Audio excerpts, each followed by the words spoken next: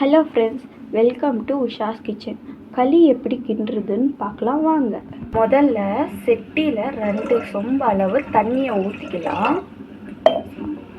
அப்புறம் ரவை ஒரு 1/4 கப் எடுத்துக்கலாம். அதுக்கப்புறம் ராகி மாவு 1 கப் அளவு எடுத்துக்கலாம். தண்ணியில் 1/2 ஸ்பூன் அளவு சால்ட் ஆட் பண்ணி அது வேகிற வரைக்கும் வெயிட் பண்ணணும். சால்ட் ஆட் பண்ண வாட்டரு லைட்டாக பாயில் ஆகிட்டுருக்கு பாருங்கள்.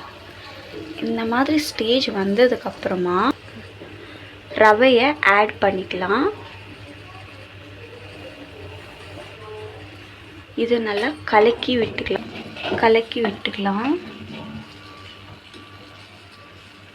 இப்போ ஆட் பண்ண ரவை பொங்கு வர அளவுக்கு வெயிட் பண்ணணும். அது பொங்கு வர மாதிரி இருந்துச்சுனாக்கா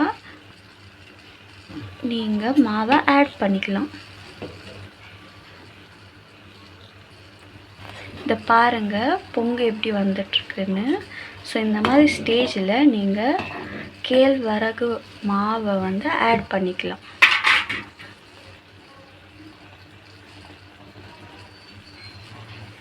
இந்த மாதிரி டைமில் ஸ்லிம்மில் வச்சுக்கணும் நீங்கள்.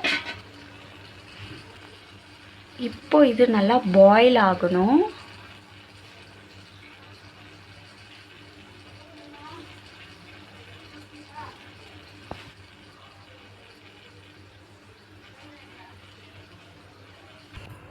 இந்த மாதிரி பொங்கு வெளியே போகாத அளவுக்கு ஃப்ளேம் ஜாஸ்தி வச்சு ஹீட் பண்ணிக்கலாம்.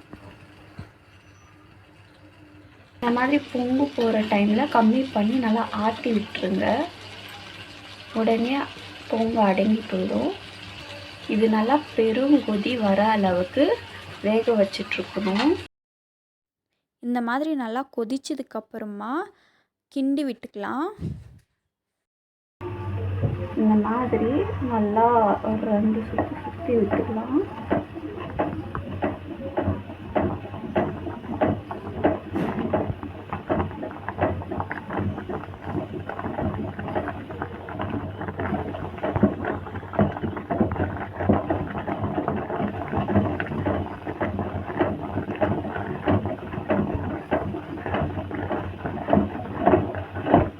இந்த மாதிரி நல்லா கலாரி விட்டதுக்கப்புறமா ஆஃப் பண்ணி எடுத்து கீழே வச்சு நல்லா கலாரிக்கலாம்.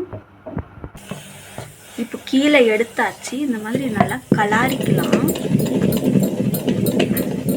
இது நல்லா இழுத்து கலாரணும். அப்போதான் கட்டி வராமல் இருக்கும். நல்லா இந்த மாதிரி நல்லா கிண்டி விட்டுக்கலாம். இதுக்கப்புறம் இதை நம்ம உண்டை பிடிக்க போகிறோம். இந்த மாதிரி ஒரு தட்டில் உங்களுக்கு தேவையான அளவு களி எடுத்துட்டு ஸ்டிக்கி வரக்கூடாதுன்னு தண்ணியை விட்டு இந்த மாதிரி உண்டை பிடிச்சி எடுத்துக்கலாம். இந்த மாதிரி உண்டியை தட்டி எடுத்துக்கலாம். அவ்வளோதாங்க, சுட சுட களி தயார். இந்த வீடியோ உங்களுக்கு பிடிச்சிருந்தா லைக் பண்ணுங்கள், கமெண்ட் பண்ணுங்கள், ஷேர் பண்ணுங்கள். மறக்காமல் உஷாஸ் கிச்சன் சேனலை சப்ஸ்கிரைப் பண்ணிக்கோங்க. தேங்க்யூ ஃபார் வாட்சிங்.